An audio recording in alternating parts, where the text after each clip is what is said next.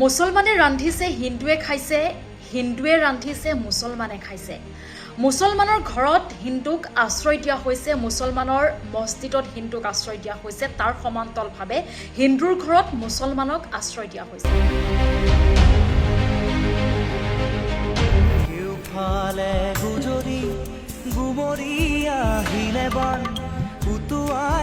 কিছুদিন পূৰ্বলৈকে উজনি অসমত এজনো মিয়া মুছলমান থাকিব নোৱাৰিব বুলি একাংশ জাতীয়তাবাদী নেতাই মন্তব্য কৰাৰ সময়তে আজিৰ দিনটোত দেখা গ'ল কিছু সম্প্ৰীতিৰ নিদৰ্শন। হিন্দু মুছলমান বাদ দি কোন কি ধৰ্মৰ লোক একাষৰীয়া কৰি এইবাৰ জাতীয়তাবাদী নেতা চিতু বৰুৱাই সাৱটি ধৰিলে এজন মুছলমান ব্যক্তিক। জাতীয়তাবাদী নেতা চিতু বৰুৱাই মন্তব্য প্ৰকাশ কৰিছে যে শিৱসাগৰত হিন্দু মুছলমান একাষৰীয়া কৰি সকলো মুছলমান যেনেদৰে ওলাই আহিছে, সকলো লোকক সহায় কৰিবলৈ শিৱসাগৰত ইয়াতকৈ একো ডাঙৰ কথা হ'ব নোৱাৰে। কিন্তু এতিয়া প্ৰশ্ন উঠিছে যে যিগৰাকী জাতীয়তাবাদী নেতাই দুদিন পূৰ্বলৈকে মিয়াক লৈ বিভিন্ন ধৰণৰ বিস্ফোৰক মন্তব্য আগবঢ়ায়, মিয়া মুছলমান কেতিয়াও উজনি অসমত সোমাবলৈ দিয়া নহ'ব, উজনি অসমত থাকিবলৈ দিয়া নহ'ব বুলি মন্তব্য আগবঢ়ায়, সেইগৰাকী চিতু বৰুৱাক এবাৰ দেখা গ'ল বেলেগ এটা ৰূপত। কিছুদিন পূৰ্বে চিতু বৰুৱাই মিয়া মুছলমানক লৈ বা মুছলমান লোকসকলক লৈ কি মন্তব্য আগবঢ়াইছিল সেই মন্তব্য মিয়াক অপেন চ্যালেঞ্জ দিছো আৰু মিয়া হৈ যিসকলে উকালতি কৰিব বিচাৰিছে তেওঁলোকক আমি অপেন চ্যালেঞ্জ দিছো, যদি দম আছে উজনি অসমত এটা মিয়া থাকি দেখুৱা, যদি দম আছে উজনি অসমত এটা মিয়া থাকি দেখুৱা, এটা আমি মিয়া খেদিম। হৈছে জাতীয়তাবাদী নেতা চিতু বৰুৱাই কৰা কিছুদিন পূৰ্বে কৰা মন্তব্য। কিন্তু উজনি অসমত যি ভয়াৱহ বান পৰিস্থিতিৰ পাছত চিতু বৰুৱাৰ মুখত আকৌ একতাৰ কথাহে শুনা গ'ল।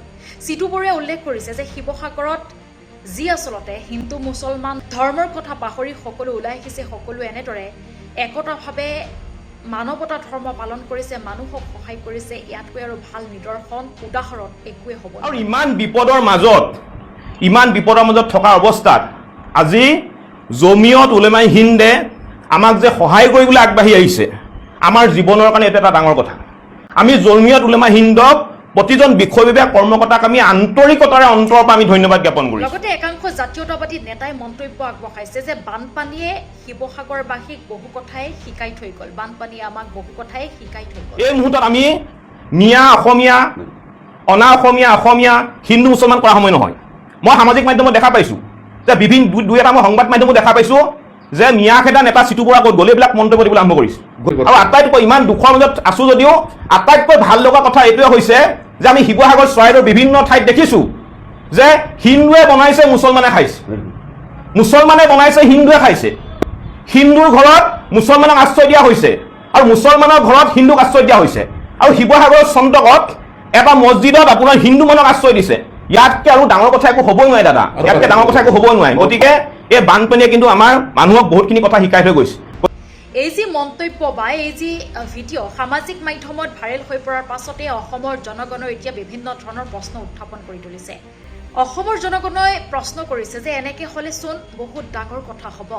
আমাৰ ৰাজনৈতিক দল কিছুমানে হিন্দু মুছলমান ৰাজনীতি কৰি আছে ৰাজ্য। যদি এনেদৰে উজনি অসমত সকলো একতা হয়, হিন্দু মুছলমান সকলো এক হৈ পৰে, তেনেহ'লে কিন্তু ৰাজনীতি দলসমূহৰ বাবে এক বেয়া হ'ব বুলিও বিভিন্ন ধৰণৰ মন্তব্য আগবঢ়াইছে অসমৰ। লগতে একাংশই মন্তব্য আগবঢ়াইছে যদি উজনি অসমত তাৰ সমান্তৰালভাৱে ৰাজ্যত সকলো হিন্দু মুছলমান ভাই ভাই হৈ পৰে, তেনেহ'লে ৰাজনৈতিক দলসমূহৰ কি হ'ব, কেনে অৱস্থা হ'ব ৰাজনৈতিক দলসমূহৰ। ৰাজনৈতিক দলে প্ৰতিটো সময়তে হিন্দু মুছলমানক ভাগ কৰিব খোজে। সেই ৰাজনৈতিক দলসমূহে হিন্দু মুছলমানৰ কথা নিৰ্বাচনৰ সময়ত বা প্ৰচাৰৰ সময়ত ক'ব নোৱাৰে, তেনেহ'লে কিন্তু অসমৰ সমস্যাৰ ওপৰতে দেখোন মাত দিবলগীয়া হ'ব বুলিও মন্তব্য আগবঢ়াইছে একাংশ লোকে।